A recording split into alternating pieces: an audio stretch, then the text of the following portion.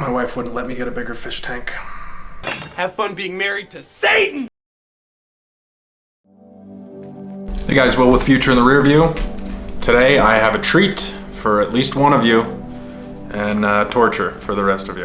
I am gonna go in depth, top to bottom on Plop's fish setup, his tank. This information wasn't available when I was shopping. I would have really appreciated if it was. So this is for the one guy looking for this information. Plop is a Maboo puffer. He is currently an adolescent. He'll get to his adult size up to 3 feet. He's a gigantic fish.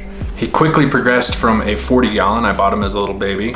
From there he went to 120 gallon, outgrew that pretty quickly. I currently have him in a 270 gallon display tank with a 180 gallon sump. He primarily eats shelled foods, clams, snails, mussels, things like that. He also eats shrimp, but he eats an awful lot of it. He is a big waste producer as far as fish are concerned, which if you're not familiar with the nitrogen cycle in aquariums, I recommend taking a look at that.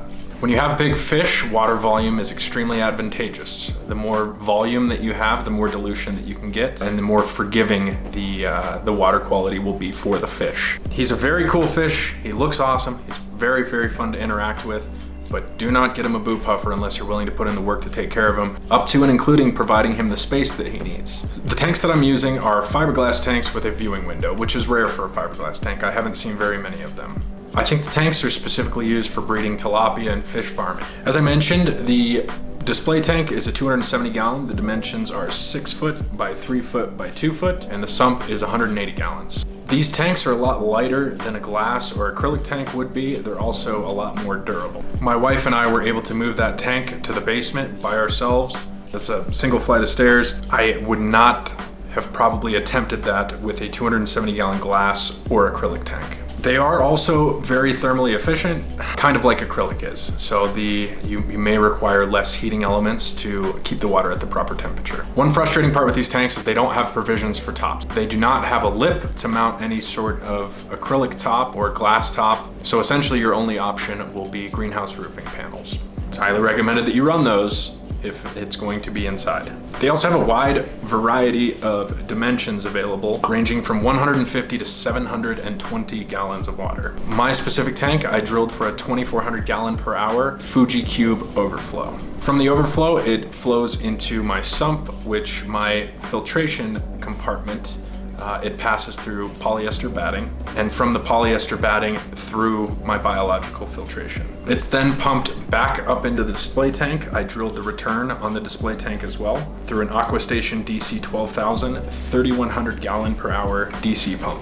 For in-tank circulation, I have an Ecotech Marine MP40QD. That is a circulation pump that attaches with a magnet, which is perfect in my case, though suction cups would likely stick to the fiberglass. I'm also using a Vivasun air pump. That's a cheap Amazon air pump, putting out 950 gallons per hour. I did build the tank stand. It's based on the King of DIY's design. I use that design because it can be easily constructed with 2x4s.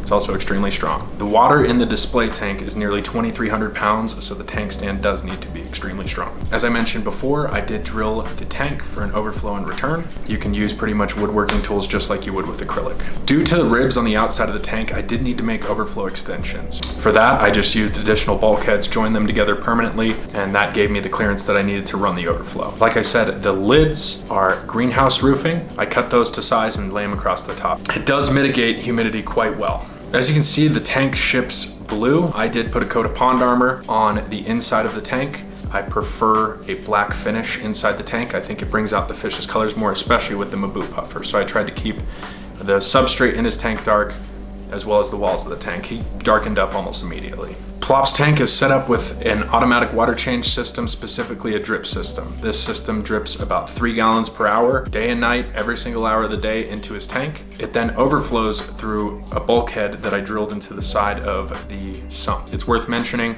it does not completely mitigate nitrates. I have to do an actual water change about once every week and a half. So now I want to talk about the pros and cons as far as I've experienced them with these Pentair AES fiberglass tanks. They are cheaper than glass or acrylic as far as price per gallon.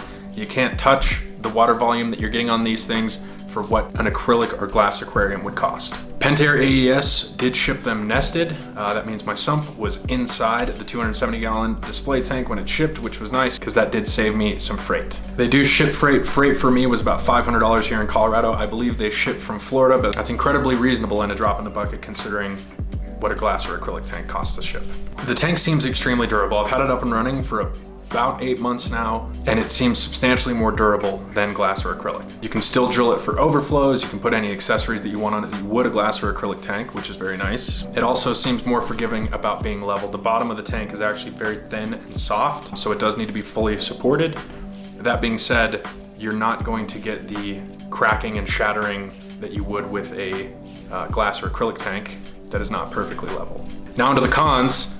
This is an ugly tank. An extremely ugly tank. I would not park that thing in my living room. It's absolutely hideous for that. It just so happens that I had a hole in the wall. That's a long story, but I do have a hole in the wall that my 120 gallon fit in perfectly. I was contemplating opening that hole up, finishing the whole thing with trim to make it look very nice, but this is not gonna be our forever home. So this tank is essentially going to be used to buy me time to get into our new house and get him in his permanent tank, which will likely be at bare minimum double the size of his 270 gallon display tank. The glass is also extremely low quality.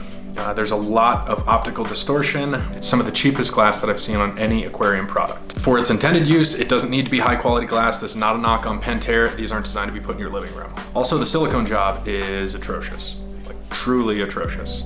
I will happily send you a roll of masking tape, Pentair. So all you have to do is ask.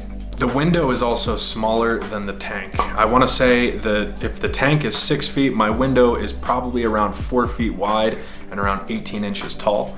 And again, the tank is 2 feet tall. So the window is quite small. For its intended use, you're supposed to be able to check the health of the fish inside the tank. And it's perfectly adequate at doing that. And again, a big gripe, no lids. Overall, I think it's a really great product from Pentair AES. It is quite a niche product. If you're going to put it in your home, you have to be aware of what you're getting. I would say in some of the warmer regions of the United States, maybe you could put it in your garage and it wouldn't look so bad. But again, it's a very inexpensive way to get that volume of water. I bought it not knowing if I was going to be able to make it work with the overflow that I wanted and drilling return lines and things like that. So it's really nice that it did. It's held up, it's not leaking, but it is worth mentioning it's not my first rodeo as far as drilling tanks and things like that. So I hope this helps you understand slightly what you're going to get. Again, I had no idea what I was getting myself into.